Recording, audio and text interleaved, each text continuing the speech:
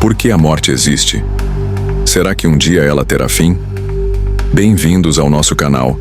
Já se inscreva e fique por dentro da verdade que exala nas Escrituras. Origem da morte. Origem da morte. Consequência do pecado. A Bíblia ensina que a morte entrou no mundo como resultado direto da desobediência humana. No relato da criação, Deus advertiu Adão sobre as consequências de comer do fruto proibido. Antes disso, não havia morte na criação. Vejamos: mas do fruto da árvore do conhecimento do bem e do mal, não comerás, porque no dia em que dele comeres, certamente morrerás. Gênesis 2:17. Após a transgressão, a sentença foi pronunciada: no suor do teu rosto comerás o teu pão, até que tornes a terra, porque dela foste formado, pois tu és pó, e ao pó tornarás. Gênesis 3:19.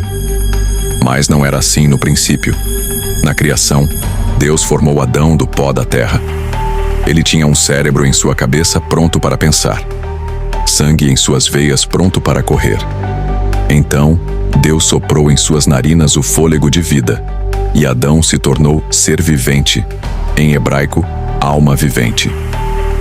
Note cuidadosamente que a Bíblia não diz que Adão recebeu uma alma.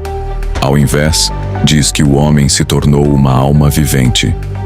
Quando Deus deu o fôlego de vida a Adão, a vida começou a fluir de Deus. A junção do corpo com o fôlego de vida tornou Adão um ser vivente, uma alma vivente. Por essa razão, poderíamos escrever a equação fundamental do ser humano da seguinte maneira: pó da terra, plais, fôlego de vida, alma vivente, corpo sem vida. Fôlego de Deus, ser vivente. Deus não nos fez para morrer, mas a desobediência de Adão e Eva deu essa legalidade dela alcançar a humanidade. Cada um de nós tem um corpo e uma mente racional.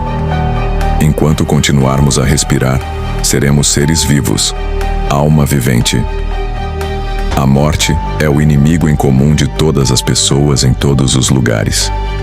A vida após a morte? Vejamos. Pouco depois do falecimento de um amigo ou pessoa querida, temos a sensação de um vazio no coração, um sentimento de solidão que toma conta de nós e que nos conscientiza da finitude da vida. Com respeito a um assunto tão importante, veremos se esse mistério da morte um dia terá fim. Para a ciência, uma pessoa morre quando deixa de respirar. Os órgãos param de funcionar, o sangue não flui mais e, por fim, não existe mais a atividade cerebral. As religiões possuem interpretações próprias para o que acontece quando um ente querido nos deixa. Apesar de compartilharem do mesmo livro, há divergências sobre o que acontece após a morte, pois as religiões possuem interpretações diferentes dessa escritura sagrada. Afinal, o que a Bíblia fala sobre a morte? O apóstolo Paulo reforça essa ideia ao afirmar: portanto, assim como por um só homem entrou o pecado no mundo, e pelo pecado a morte, assim também a morte passou a todos os homens, porque todos pecaram. Romanos 5:12. A morte como separação. A morte é frequentemente descrita na Bíblia como uma separação física, separação entre o corpo e o espírito. Espiritual, separação entre o ser humano e Deus devido ao pecado. O profeta Isaías destaca: mas as vossas iniquidades fazem separação entre vós e o vosso Deus. Isaías 59:2. Será que o homem que morre volta? Veremos. Em Hebreus 9:27 está escrito que aos homens está ordenado morrerem uma só vez, vindo depois disso o juízo. Essa passagem, frequentemente usada em contextos religiosos, reflete a crença de que a morte é um evento único para cada indivíduo e que, após a morte, segue-se o juízo final, conforme a passagem bíblica. A passagem de Hebreus 9:27-28, em seu contexto, fala sobre o sacrifício de Cristo e a comparação com a morte e o juízo dos homens. Hebreus 9:27. E como aos homens está ordenado morrerem uma só vez, vindo depois disso o juízo, todos ao pó tornarão. Eclesiastes 3:20 afirma que todos vão para o mesmo lugar, todos procedem do pó e ao pó tornarão. Este versículo, parte do livro de Eclesiastes na Bíblia, enfatiza a igualdade na morte entre humanos e animais, ambos retornando ao pó de onde vieram. Todos vão para o mesmo lugar. Este mesmo lugar refere-se ao pó da terra, onde os corpos físicos são decompostos após a morte.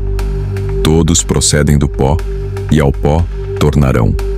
Este verso ressalta que tanto humanos quanto animais foram criados do pó da terra e, ao morrerem, seus corpos retornam a essa mesma matéria.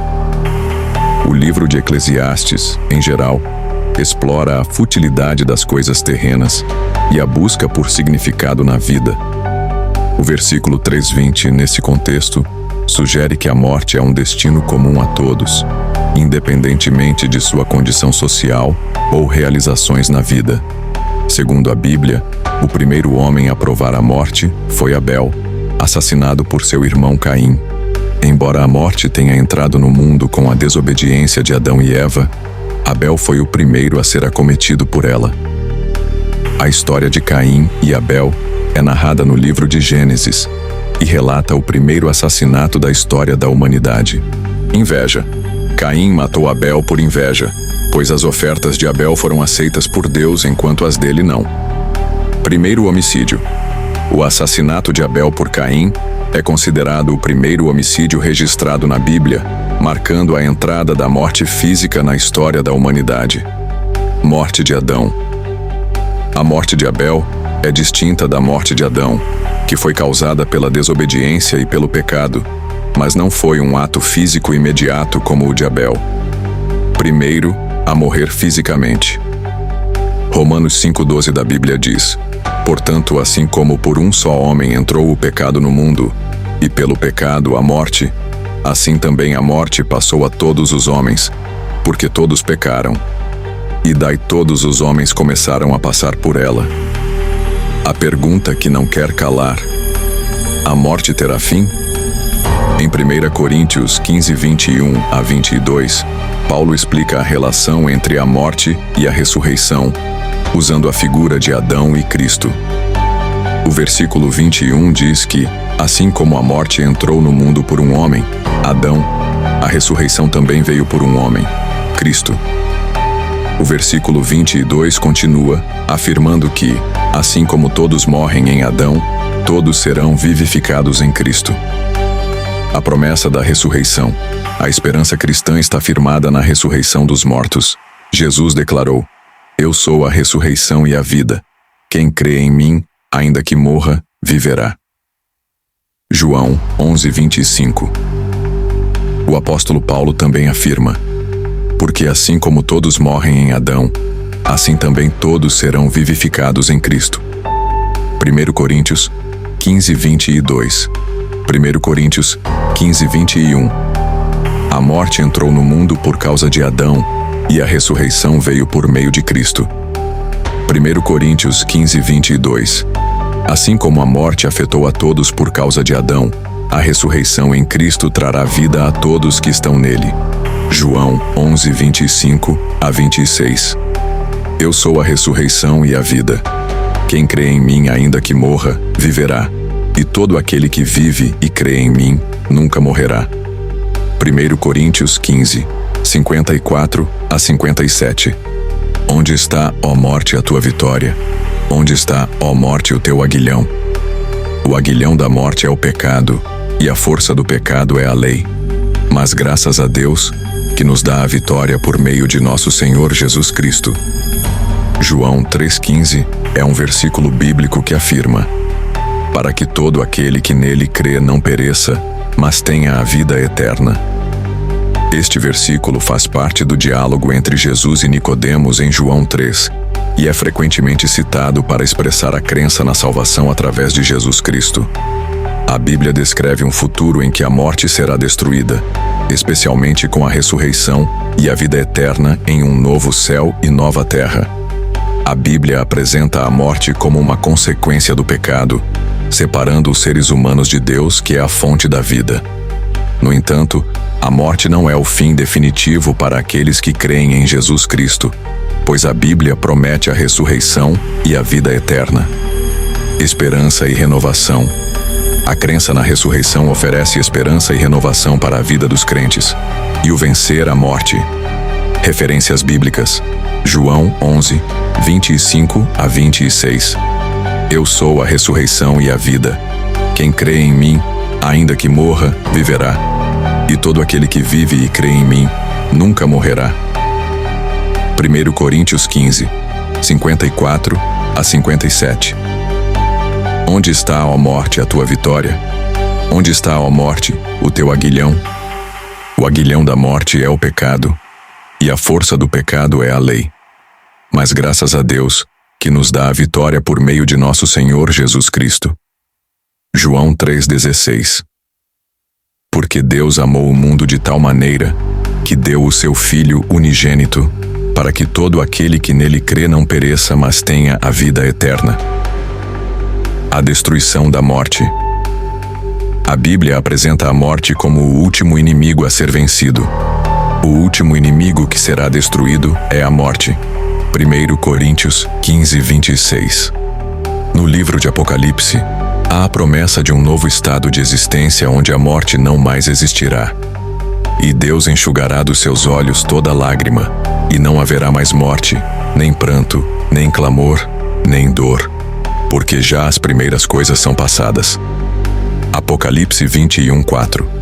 Jesus é o caminho para a vida, pois ele venceu a morte e tem todo o poder.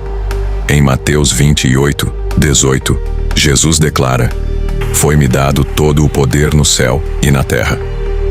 Essa declaração, feita após sua ressurreição, indica a autoridade e soberania absolutas de Cristo sobre toda a criação. Todo o poder no céu e na terra. Essa frase não deixa dúvidas sobre a abrangência da autoridade de Jesus. Ele não possui apenas poder limitado, mas um poder ilimitado e total sobre todas as esferas da realidade. Daniel profetizou sobre o poder do Filho de Deus, e foi-lhe dado o domínio, e a honra, e o reino, para que todos os povos, nações e línguas o servissem. O seu domínio é um domínio eterno, que não passará, e o seu reino tal, que não será destruído. Daniel 7,14.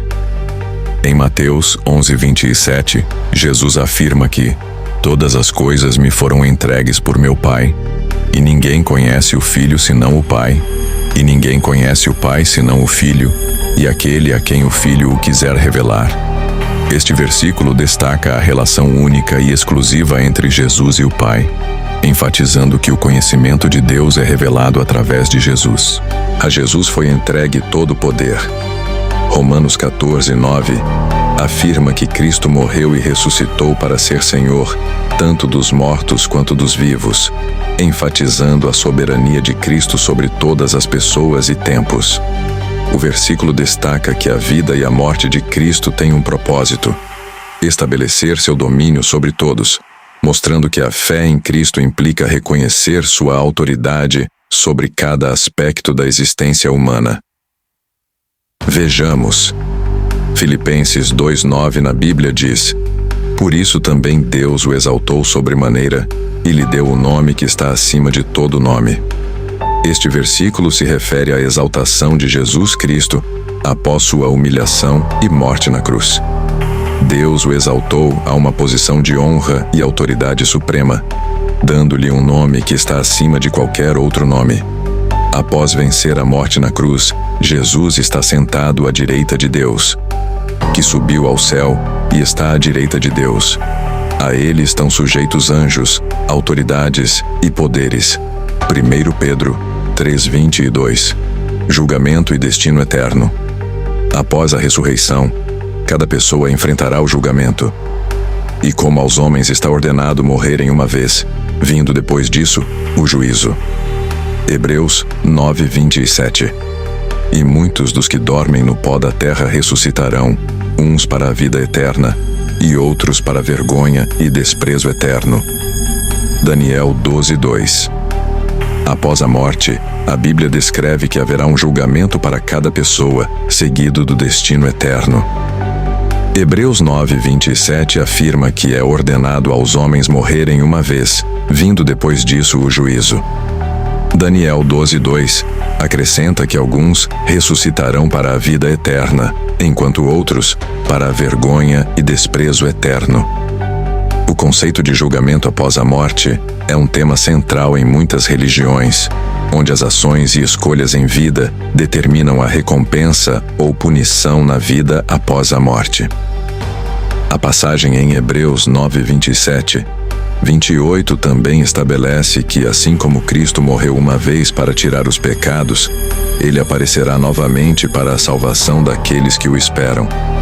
Jesus venceu a morte, e todos que crerem nele vencerão também. Em meio à certeza da morte, Deus decidiu nos presentear com a certeza da ressurreição. Cristo está vivo. Aleluia! Louvado seja o Senhor! Jesus voltou à vida. Foi ressuscitado pelo Pai na força do Espírito Santo. Sua sepultura permanece vazia. Não há corpo em sua sepultura, pois Jesus não ressuscitou apenas em espírito, mas corporalmente. A vida do Jesus ressurreto é uma vida real, completa, em corpo, alma e sangue. Aquela vida que foi arrancada, destruída e aniquilada na cruz, voltou a pulsar novamente, embora, claro, de uma forma nova e transformada. Não é um simples espírito, não é uma mera ressurreição da alma. É a ressurreição do corpo, inclusive com as marcas da crucificação. A vitória de Jesus sobre a morte estava presente em cada sinal que ele manifestou. Por isso, para Jesus, a morte não tem o mesmo significado que para nós. Para nós, a morte significa um limite. Para Jesus, a morte significou apenas a passagem para a ressurreição e para a vitória sobre a morte. Para Jesus, a morte é um trâmite cheio de dor para que acontecesse a ressurreição. A morte perdeu. 54. E, quando isto que é corruptível se revestir da incorruptibilidade, e isto que é mortal se revestir da imortalidade, então cumprir-se-á a palavra que está escrita: tragada foi a morte na vitória. 55. Onde está, ó morte, o teu aguilhão? Onde está, ó inferno, a tua vitória? 1 Coríntios 15:54, 55. Jesus venceu a morte, e nele nós também a venceremos. Não deixaremos de passar pela morte, mas teremos o conforto da esperança quando precisarmos passar por ela. A morte não nos separará de Cristo. O versículo Romanos 8:38 diz: porque estou certo de que nem a morte, nem a vida, nem anjos, nem principados, nem coisas presentes, nem futuras, nem poderes. Este versículo é parte de um trecho maior, Romanos 8:38-39, que expressa a certeza do apóstolo Paulo sobre o amor inseparável de Deus em Cristo Jesus. Nem a morte, nem a vida, nem a passagem pela morte, nem a vida terrena, com todas as suas provações e alegrias, podem afastar o crente do amor de Deus. Ele aboliu a morte, 10 sendo agora revelada pela manifestação de nosso Salvador, Cristo Jesus. Ele tornou inoperante a morte e trouxe à luz a vida e a imortalidade por meio do Evangelho. Segundo Timóteo 1:10, quem crê e segue a Cristo não recebe o dano da segunda morte, que é a condenação eterna. Vejamos. Quem tem ouvidos, ouça o que o Espírito diz às igrejas. O que vencer não receberá o dano da segunda morte.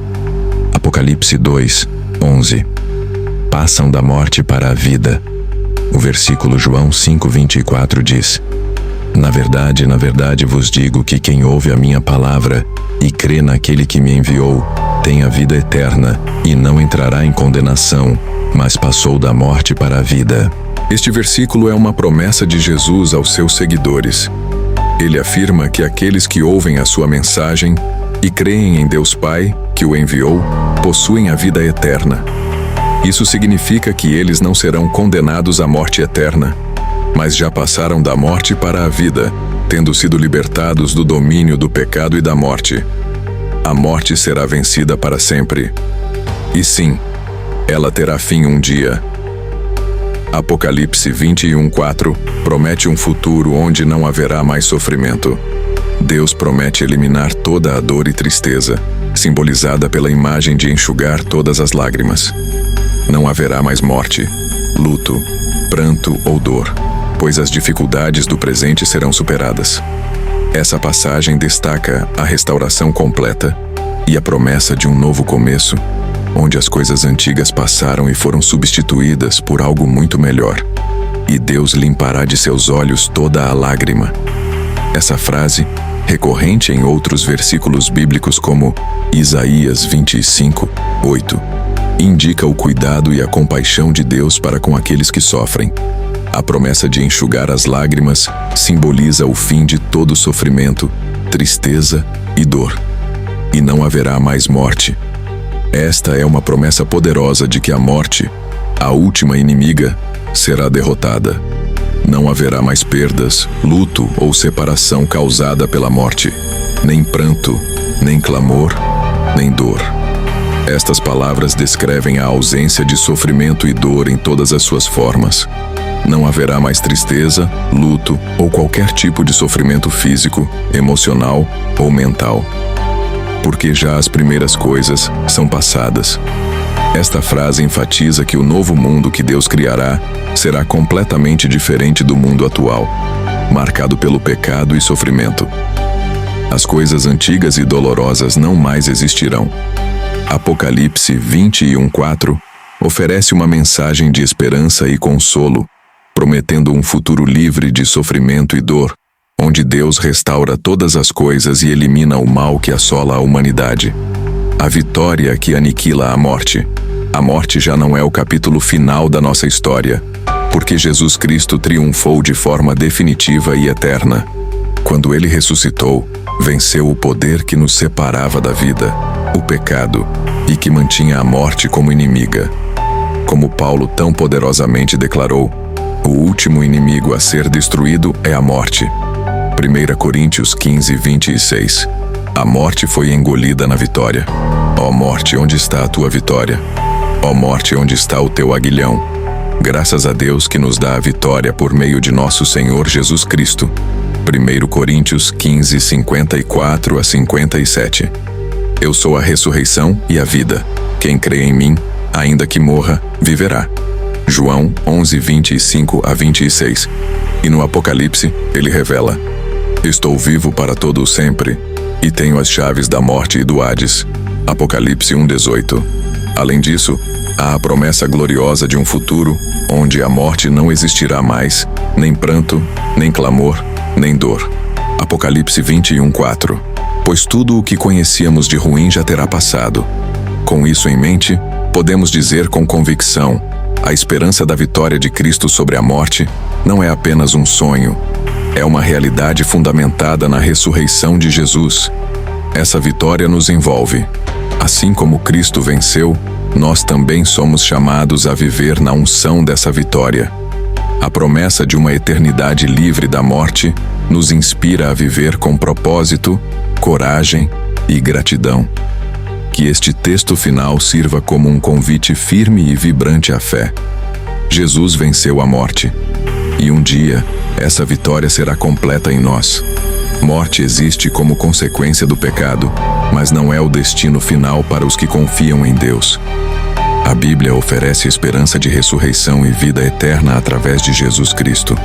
Como está escrito em João 11:25, Eu sou a ressurreição e a vida. Aquele que crê em mim, ainda que morra, viverá.